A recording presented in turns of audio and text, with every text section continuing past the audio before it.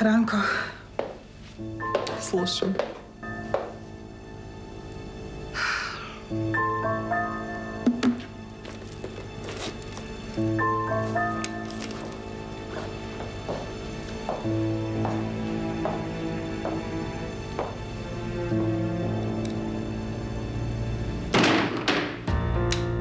Ti mi si normalna.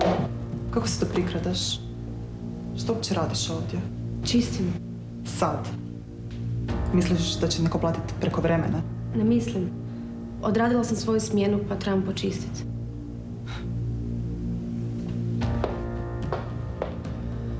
Konobarica s inicijativom. Blago meni. Ajde pokupi tu kantu i idi kući. Mislila sam još obrisati pod. Brisat ćeš jedino ulice, ako ne odeš odavde. U redu. Radit ću manje. I ladit ćeš manje.